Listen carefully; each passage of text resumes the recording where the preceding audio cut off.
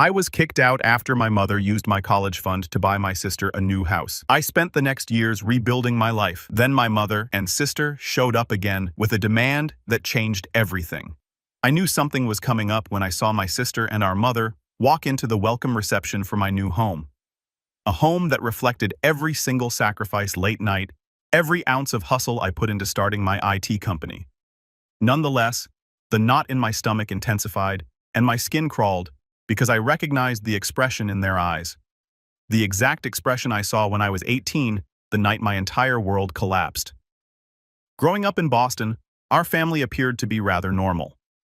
Dad works in finance while Mom runs a boutique and has 2 daughters, as well as a golden retriever named Rusty.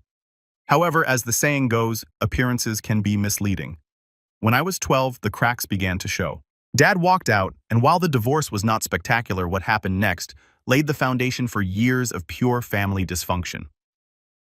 Veronica, 3 years my older, later married Daniel, an investment banker from an affluent family. Their wedding was spectacular, and Mom spent over $50,000 she did not have, arguing that a daughter only gets married once. I was 19, working 2 jobs, attending community college, and barely scraping by to purchase my bridesmaid dress. Then came the babies, James, Freya, and Caleb. With each child, Veronica's attitude of entitlement developed, and Mom was always available to help them out, often at my expense. "Your sister has 3 children to feed," Mom would explain. "What do you need extra money for anyway, books? Can't you just use the library?" Meanwhile, I was working myself to exhaustion. Scholarships helped, but without family support. I worked as a barista in the morning, a tutor in the afternoon, and a data entry clerk on weekends. Sleep was a luxury that I could not afford. Dad faded into obscurity after moving to Chicago and starting a new family. Mom honestly made it difficult for him to stay in touch with me by forgetting to notify me when he called or mistakenly deleting his messages, but I persevered. While Veronica shared gorgeous family holiday images, I stayed up all night coding and studying. I graduated as the top of my class. Mom attended my high school graduation but left early since Veronica called. James had a minor temperature. I have never complained. I simply accepted this as my reality and got motivated to create my own success on my own terms. I did not need their approval. What I did not expect was how drastically things would shift on my 18th birthday. That night defined all that followed, culminating in the showdown 14 years later. My 18th birthday was on a Tuesday. I recall because I had managed to get the evening off, a rare occurrence. I was not expecting a major celebration. Veronica and Daniel were expecting their 3rd child, and they had the entire family's attention. Still turning 18 seemed momentous. I was legally an adult, had completed high school, and received partial scholarships to 3 universities. When I returned home after tutoring, I found Mom and Veronica at the kitchen table engrossed in spreadsheets. They scarcely glanced up. "Leftover lasagna in the fridge if you're hungry," Mom said, her gaze fixed on the papers. I heated a plate and joined them, intrigued. "What are you working on?" Mom asked, looking up. "Just figuring out some financial matters. Veronica and Daniel need a bigger house now that Caleb is on the way." I nodded, accustomed to such chats. But then a chill ran through me. "Why do you have my college paperwork?" Veronica sighed dramatically. "We might as well tell her, Mom." Mom smoothed the papers and glanced at me with that familiar gaze that usually comes before I have to make a family sacrifice. "Lena, we need to discuss your college plans." Mother told me, with Veronica expecting again. "They really need a 4-bedroom house. Daniel's bonus was not as large as they expected this year, and they are a bit stretched." I sat calmly, knowing exactly where this was headed. "The thing is," says Veronica, "we have calculated everything. And even with Daniel's salary and Mom helping with the down payment, we are still short. Short for what I inquired, even though I already knew. We need to use your college fund," Mom said. "Frankly, it is not like you do not have scholarships already. And community college is perfectly respectable. You can transfer to a university later when things are not so tight for the family." My college fund, the money Dad had started prior to the divorce. Mom's promised money for my schooling remained undisturbed. I was banking on this fund to bridge the gaps left by scholarships. "But that is my money," I replied gently. "Dad set it aside for my education." Veronica rolled her eyes. "Do not be selfish, Lena. We are talking about a home for your niece and nephews. Where are they supposed to sleep? Should Caleb just live in a closet because you want to attend some fancy university? That is not what I am saying." I insisted. "But I have worked so hard for this. I have maintained a 4.0 GPA while working multiple jobs. Those scholarships will not cover everything. You can take out loans just like everyone else, Veronica snapped. Daniel and I have a mortgage. That is life. Or she might have said you could live at home and attend community college. That would be much more economical. Something within me shifted. A lifetime of acquiescence and acceptance gave way to outright outrage. No. A simple word hung in the air. Mom blinked, not expecting any resistance from me. Excuse me? No, I said again more forcefully this time. That money is for my education. Dad and you set it aside for me. It is not Veronica's house fund. Mom's expression tightened. This is not a negotiation, Lena. This is what is happening. Your sister has a family to provide for, and I have a future to build. I responded, my voice cracking. I have earned those scholarships. I have worked while maintaining perfect grades. I deserve to use my college fund for college. Veronica chuckled in a chilly, disdainful tone. Oh, please, like you know anything about real responsibility. Try having 3 children before you lecture us on what you deserve. Tears threatened, but I kept them back. This is not fair and you know it. Mom jumped up, scraping her chair. My priority is my education, I replied. That is not wrong. Well then, Mom said, crossing her arms. If that is your attitude, you have a choice to make. Accept that the money is going to help your sister, or pack your bags and figure out life on your own. You are 18 now, after all. An ultimatum hovered in the air. Veronica smiled, confident that I would back down as I had always done. But something had cracked within me. Years of being second best, putting Veronica's needs ahead of my own. I stood up gently. I will pack my bags. The shock on their faces would have been satisfying if I had not been so afraid. Mom certainly did not expect me to choose independence. Do not be so dramatic, Veronica scoffed. Where would you even go? I did not respond. I stepped into my bedroom and took out my largest luggage. I packed clothing, toiletries, my laptop, and vital documents mechanically. Family portraits remained on the walls. They did not feel like mine anymore. Mom appeared in my doorway as I zipped the suitcase shut. You are being ridiculous. Sleep on it, and we will discuss this rationally in the morning. There is nothing to discuss, I said, startled by my own serenity. You have made your position clear. I am making mine clear too. I pushed my suitcase past her, retrieved my backpack from the hook near the front door, and stepped outside into the night. Nobody called after me. Nobody tried to stop me. That night, I slept in my car in the Walmart parking lot with my work uniform as a cushion. For 2 weeks, I maintained that routine, working 3 jobs, sleeping in my car, and showering at the gym where I had a bargain membership. I told no one. On the 15th day, my computer science teacher, Professor Clara Hughes, observed me snoozing in the library. She softly awoke me and asked whether everything was fine. Something in her gentle eyes broke my carefully held composure, so I told her everything. That evening, she drove me to her house and showed me the guest room. It is yours until you figure things out, she explained simply. No one should face this alone. Professor Hughes became more than just a teacher. She became my mentor advocate and the first person who believed in me unconditionally. She assisted me in obtaining further scholarships, guiding me through financial aid applications, and providing a valuable reference for an internship that would eventually change my life. Everything that happened after the night I was kicked out was shaped by that experience. It showed me that I was completely on my own, but that chosen family can be more supportive than biological relatives. Most significantly, it demonstrated my personal strength, a strength I was unaware I possessed until I was forced to discover it. With Professor Hughes's help, I was able to secure enough financial aid scholarships and part-time employment to attend a local state institution rather than my ideal school. It was not Boston University, but it had a strong computer science curriculum, which I appreciated. College life was very different for me than for my peers. While they went to parties and joined clubs, I worked various jobs to remain afloat, including waitressing, staffing the university IT help desk, and completing freelance web development projects late at night. Sleep became a luxury, and social life was non-existent. Despite my hectic schedule, I maintained a flawless GPA. The computer science curriculum came easily, and I found myself assisting classmates who were struggling, one of whom was Isabella Tran. Isabella, a brilliant but distracted individual, became my best friend and eventual business partner. We were diametrically opposed in some respects. I was methodical. She was impetuous. I excelled at back-end programming. She had a knack for user experience and design. Together, we were ideal. During our junior year, we began talking about developing a money management app for young adults. The majority of existing tools were designed for those who were already financially secure, rather than for those like us who were living paycheck to paycheck. We identified a gap and were motivated to fill it. Using campus resources, we created a prototype.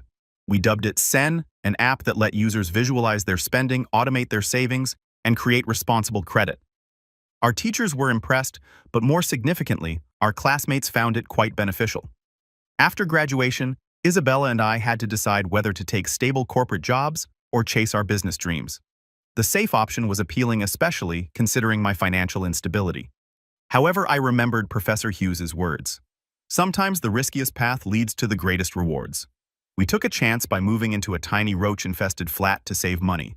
We gave ourselves totally to Senator. I coded while eating ramen.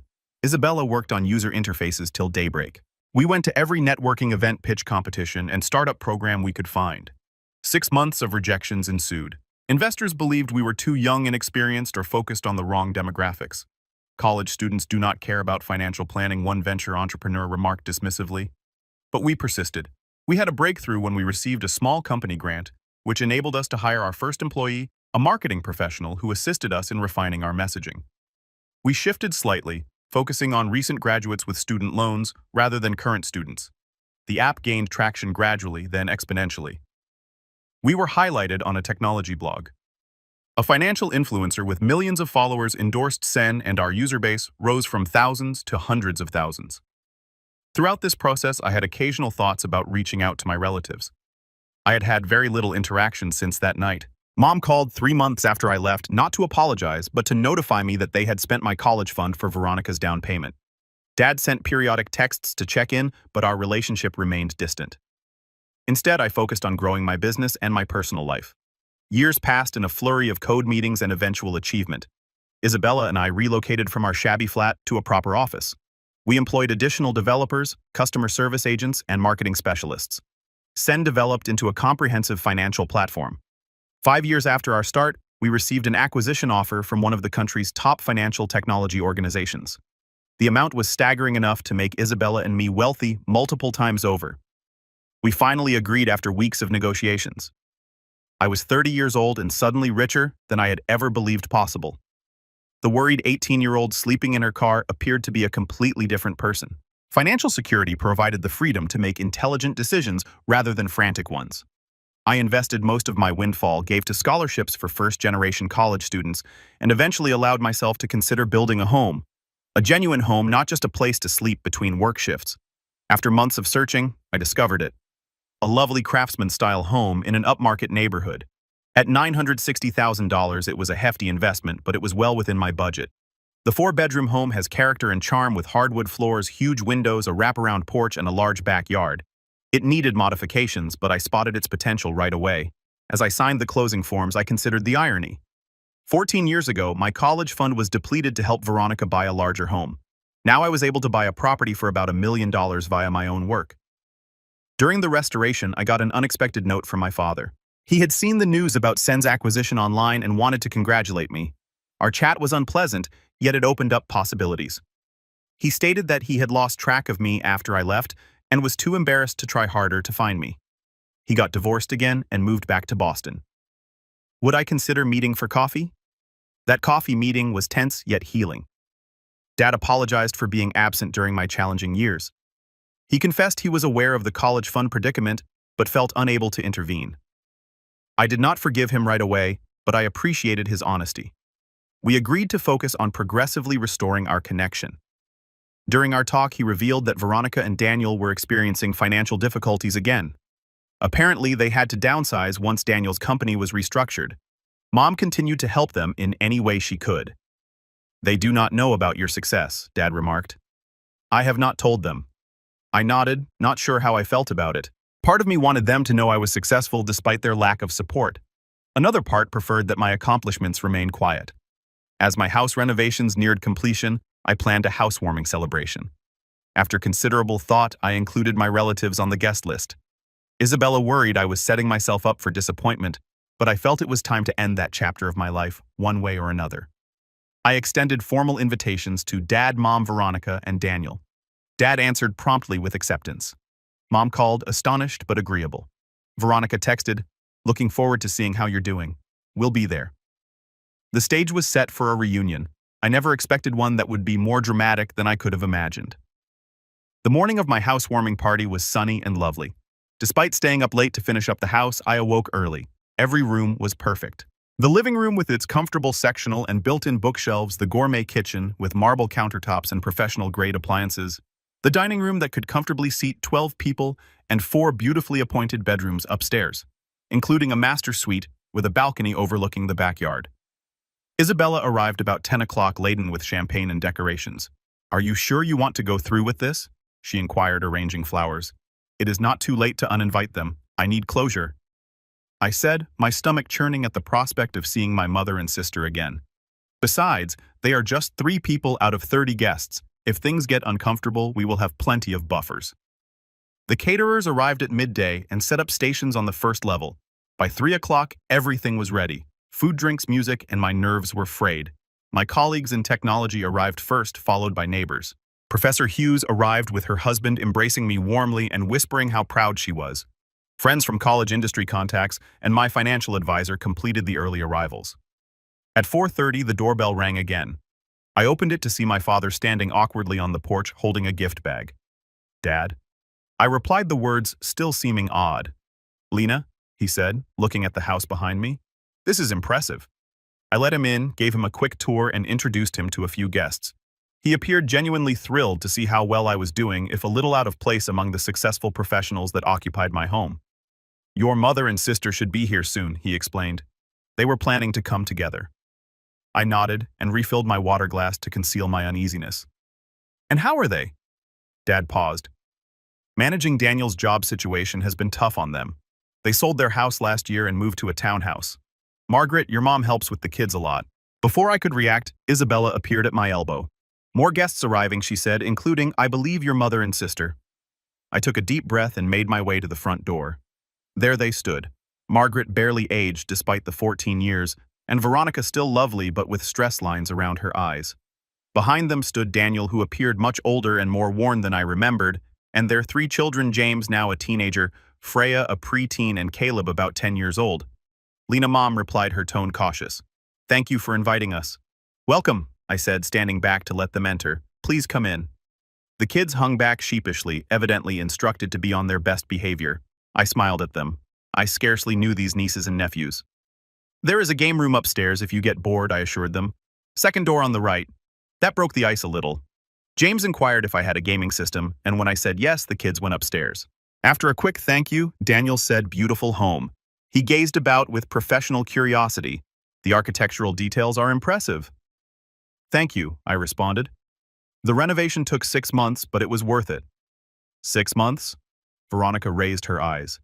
"You must have had quite a team working on it." "I did," I said, without elaborating. "Would you like a tour?" Leading them around the house, I watched Veronica's demeanor become more calculated. She ran her hand along the granite counters, glanced into closets, and commented on the great play area in the backyard. Mom followed more quietly occasionally, remarking on a decor or inquiring about a feature. "This must have been quite an investment," she finally murmured as we entered the main bedroom. "It was," I admitted, "but I have been fortunate in my career." "What exactly are you doing now?" Veronica inquired, sitting uninvited on the edge of my bed. "Dad mentioned something about an app." I told them a shortened version of my success story, seeing their faces change from polite inquiry to astonished realization. "You sold your company for millions?" Veronica asked, her voice higher than usual. "We did," I said. The timing was right. The tour continued downstairs, where additional visitors had arrived.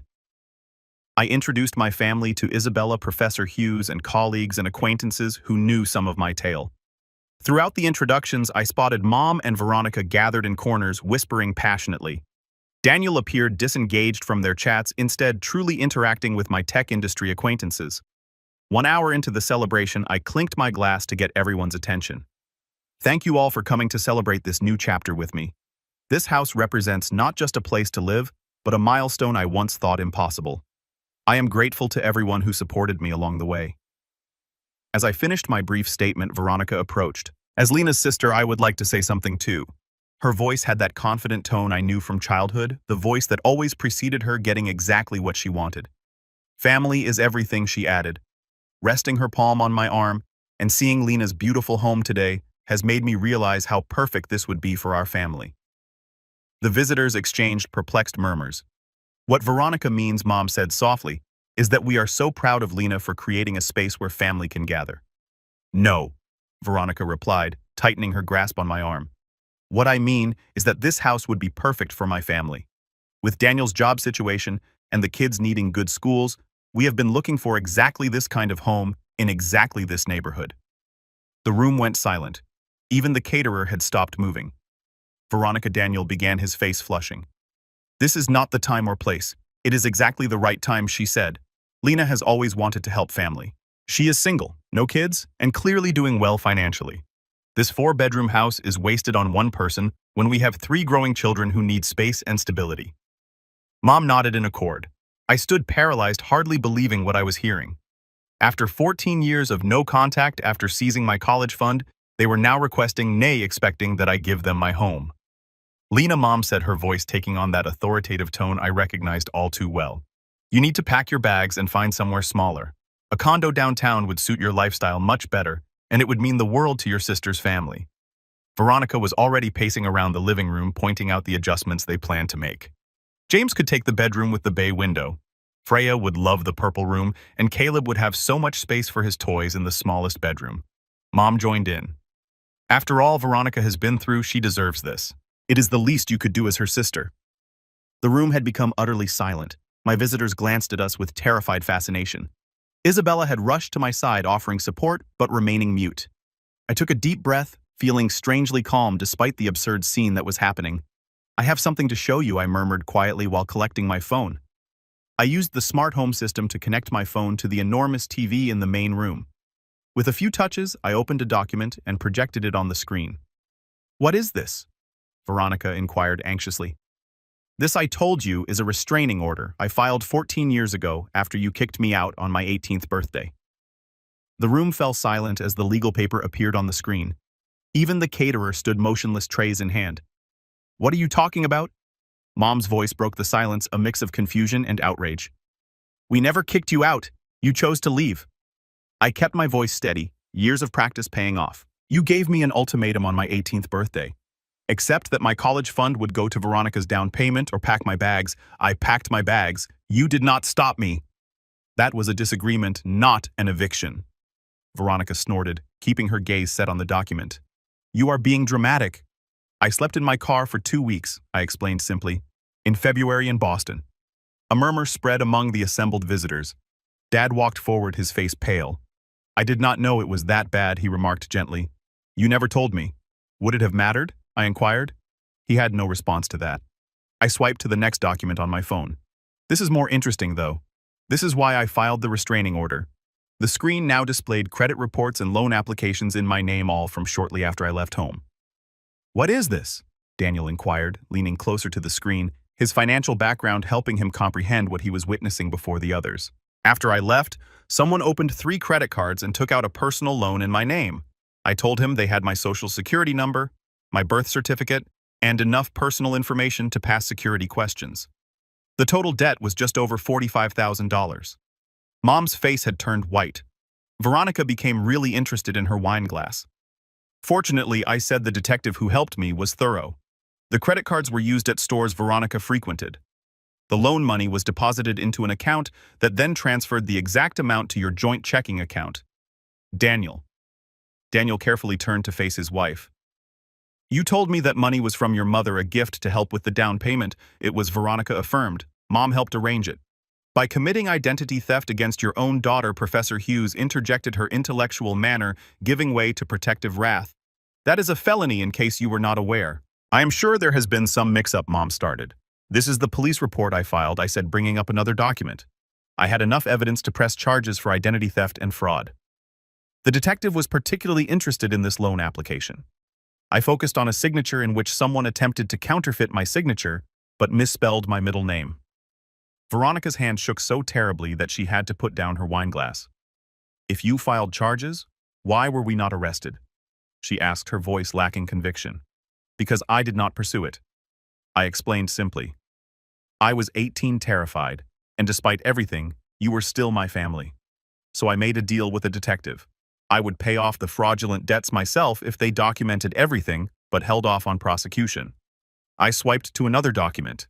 This is proof of payment. Every cent of that $45,000 plus interest paid by me over 3 years while I was putting myself through college, working 3 jobs, sleeping 4 hours a night, eating ramen noodles to survive while paying off debt, I never incurred. Daniel appeared physically unwell. I had no idea, he murmured, his voice scarcely audible. Veronica told me her parents were helping with the down payment as a gift.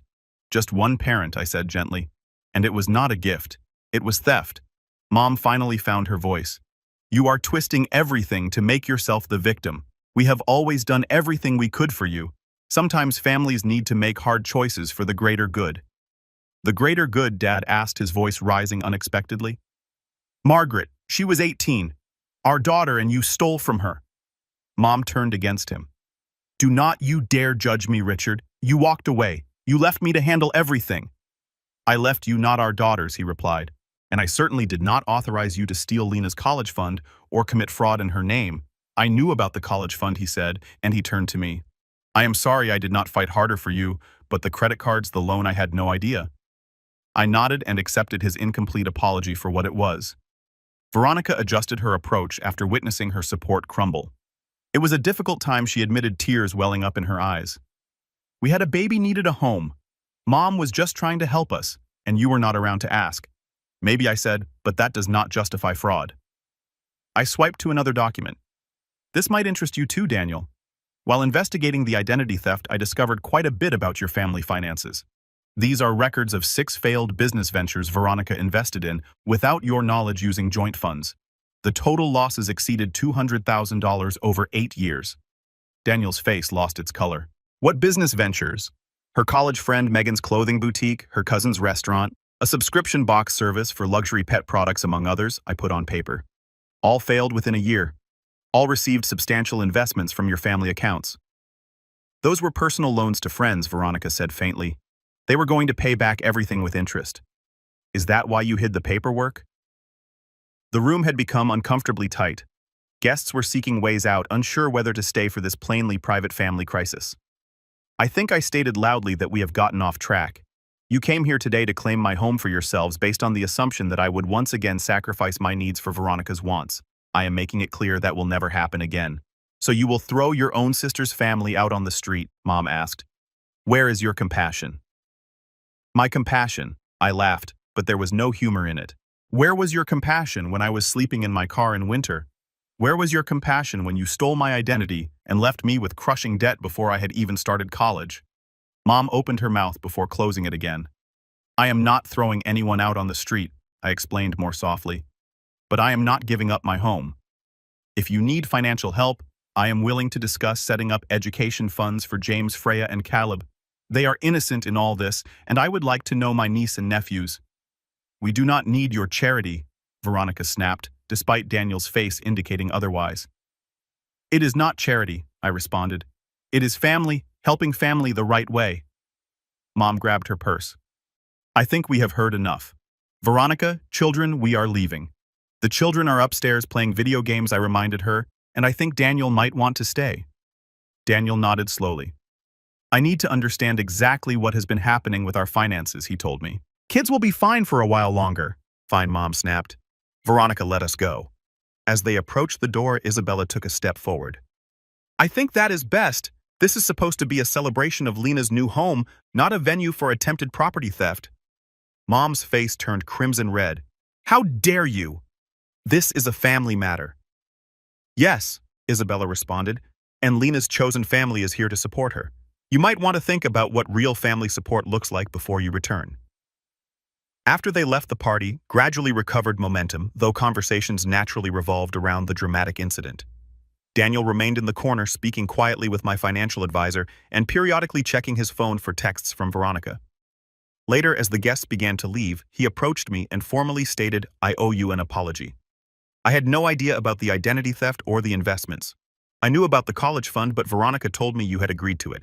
Would it have mattered if you had known the truth, I questioned. He considered it. I would like to think so, but truthfully, I was different then. Success and money were all that mattered. He looked around the room. Looking at what you have built on your own, I realized how misguided my priorities have been. What will you do now? I inquired. Have a very difficult conversation with my wife, he said solemnly, and probably contact a divorce attorney. The financial deceptions are too significant to ignore. I felt an unexpected pang of sadness for my sister. Despite her imperfections, I never wished her marriage to end. I meant what I said about education funds for the children, I told him, regardless of what happens between you and Veronica. He nodded graciously. They would like to know their aunt, especially James. He is interested in programming. After Daniel left to pick up the children, Isabella and I started cleaning up. Well, she began tossing glasses into the dishwasher. That was the most dramatic housewarming I have ever attended.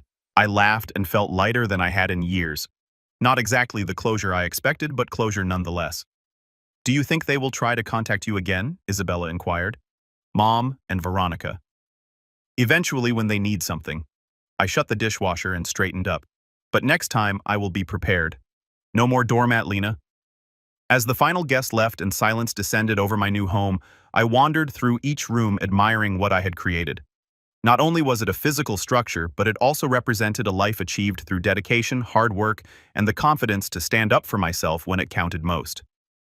The days after the housewarming were unexpectedly tranquil.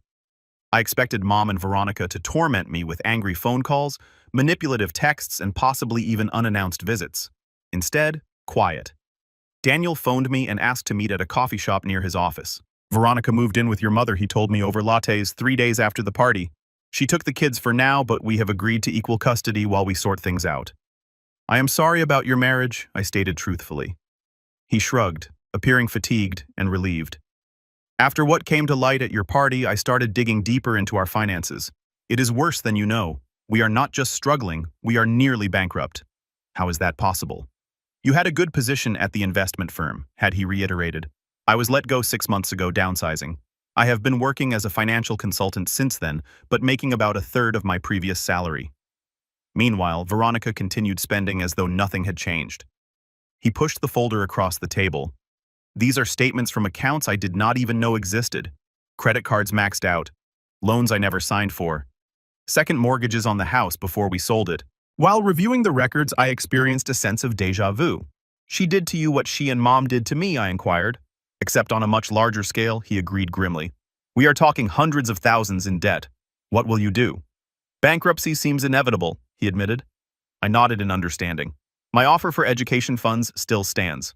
I can set up accounts that can only be used for educational expenses. That would mean everything, he remarked with sincere gratitude in his voice. And maybe would you consider spending time with them occasionally? They need stable adults in their lives right now. That conversation signaled the beginning of a new chapter for myself, Daniel and the children. They were intelligent, inquisitive children who withstood their parents' disagreement with surprising perseverance. Around 2 weeks after the housewarming, Dad invited me to supper. Over pasta at a quiet restaurant, he expressed his thoughts on years of family strife. I failed you, he admitted honestly. After the divorce, Margaret made it difficult to maintain contact, but that is no excuse. I should have fought harder to stay involved in your life. Why did you not? I asked, finally putting my thoughts into words after 14 years. He sighed heavily. Partly guilt. The divorce was my fault. I had an affair with my second wife before leaving. Margaret knew, and she used that as leverage to control everything, including access to you girls. This discovery altered my view of our family relationships, but it did not excuse his absence. I also failed to protect your college fund, he added. It was in a joint account with Margaret. I trusted her to use it appropriately despite our problems. When I found out what happened, I was too ashamed to confront you about it. You could have helped me when I was sleeping in my car, I stated. I did not know, he said. Margaret told me you had moved in with a friend from school. By the time I learned otherwise, months had passed, and you had stopped responding to my messages. We talked for hours that night, clearing up years of misconceptions, half-truths, and downright lies. Dad was not blameless, but I realized he had been manipulated by Mom almost as much as I had. Your mother was not always like this, he clarified. After Veronica was born, something changed. She became obsessed with creating a perfect life for her, often at your expense. I tried to balance things to advocate for you, but it only created more conflict. Why the favoritism? I inquired the question that had plagued my childhood. He pondered this attentively. I think Veronica reminded Margaret of herself, the self she wanted to be. Beautiful, socially adept, traditional. You are more like me, analytical, independent, questioning. And I think that scared her. The first communication from Veronica came 2 days after my meal with Dad, a long email that alternated between apology and justification. She admitted to identity theft, but blamed it on financial desperation and her mother's influence. She apologized for the housewarming argument, but insisted that her family's needs took precedence over my luxury. Classic Veronica Isabella observed as I gave her the email, apologizing without actually accepting responsibility. At least she is acknowledging what happened, I said, feeling more generous now that I was safe from her influence. That is progress. Mother's approach was more straightforward. She began phoning every day, leaving voicemails that ranged from angry accusations to sad pleas. Families should forgive each other, she said in one message. We made mistakes, but so have you by embarrassing us in front of your friends. I did not respond to either of them right away. Instead, I focused on setting clear boundaries with my therapist, Dr. Jennifer Blake. Your mother and sister exhibit classic patterns of manipulative behavior, Dr. Blake observed during one session. They are used to you eventually giving in. Your continued boundary setting is unfamiliar and threatening to them. I feel guilty sometimes, I told her, especially about the kids being caught in the middle. That is natural, she assured me. But remember, you are modeling healthy boundaries for those children, and you are supporting them directly through the education funds and quality time. That is genuine family support, not the conditional kind you received. Daniel and Veronica's circumstances worsened over the course of several weeks. Their divorce proceedings uncovered other financial deceptions. Daniel filed for bankruptcy as planned. Veronica and the children remained in Mom's modest home, which had become cramped and tense. 6 months after the housewarming, Daniel got a better job at a smaller company and rented a 3-bedroom apartment. The custody arrangement granted him access to the children every other week. Throughout his weeks, I would pay James several visits, assisting him with programming assignments or simply offering another supportive adult presence. During one of these encounters, Daniel mentioned that Veronica had started therapy. Her therapist suggested it might help with the divorce and financial issues. I am skeptical about her commitment, but it is a start, he told me. Around the same time, I finally agreed to meet Mom for coffee. The conversation was difficult but respectful. She had aged significantly in the 6 months since the celebration. Living with Veronica and the children is challenging, she told me. There is no privacy, no peace, and her spending habits. She paused, shaking her head. You enabled those habits, I kindly pointed out. I wanted her to have everything I did, not, Mom explained. An uncommon example of self-awareness. I grew up poor, wore hand-me-downs, never had the nice things other girls had. I swore my daughter would have better. You had 2 daughters, I reminded her. She had the decency to appear embarrassed. I know. I convinced myself you were stronger, more independent, that you did not need the same support. It was not a complete apology, but it was the closest I had ever gotten. This decades-long pattern of financial deception taught me that Mom's behavior was more than just favoritism. It revealed underlying issues of control, entitlement, and possibly untreated mental health problems. Meanwhile, Veronica's therapy looked to be generating actual results. Our weekly meals with the kids moved from awkward to cautiously enjoyable. She got a job as an administrative assistant at a local company, her first serious job since marriage, and moved into a modest apartment when living with Mom became too expensive for both of them. I have never learned to stand on my own, she admitted at one of our discussions. Mom did everything for me. Then Daniel took over. When everything fell apart, I had no idea how to function independently. I felt an unexpected sense of compassion as I saw her struggle with fundamental adult chores like budgeting, meal planning, and home maintenance. Veronica, like me, had been a victim of Mom's dysfunction, albeit in a different way. Her golden child status had hampered her ability to build resilience and self-sufficiency. The children adapted to their new situation with surprising adaptability.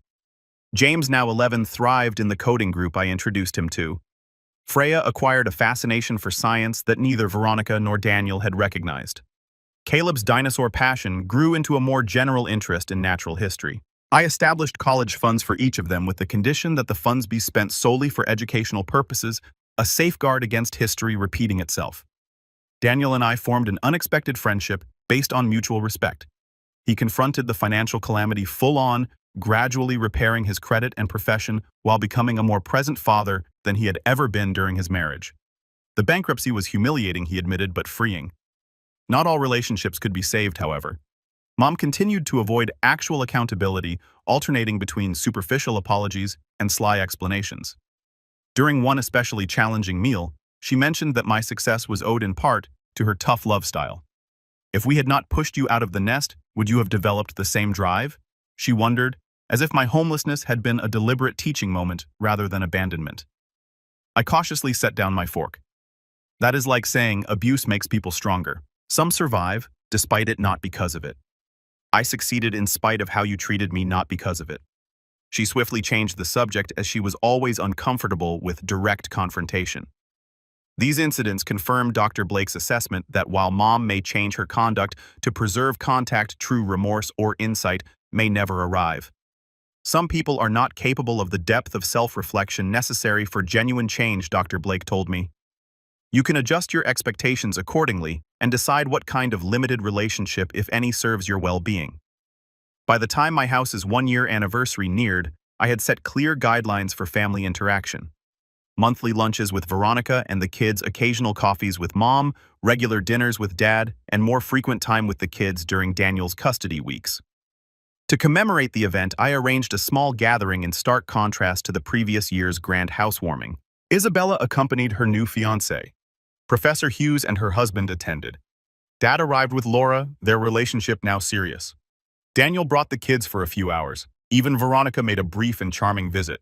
Mom was noticeably absent, her choice after I declined to invite certain toxic family friends she insisted on including.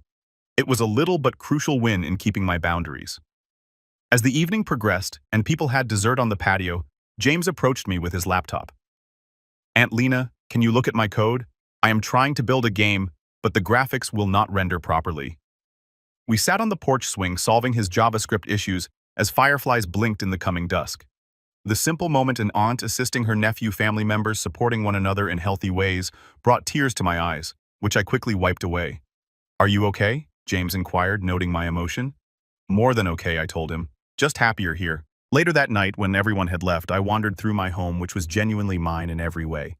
The house had become a haven, not only from the outer world, but also from the harmful family habits that had nearly ruined me.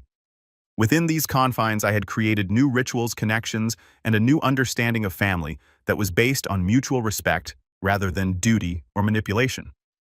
My journey from sleeping in my van at 18 to owning this lovely home at 32 was not solely about financial gain. It was about reclaiming my worth, setting healthy boundaries, and creating a life that reflected my ideals rather than others' expectations. My ties with my family would most certainly remain complex. Mom may never fully admit the devastation she has caused.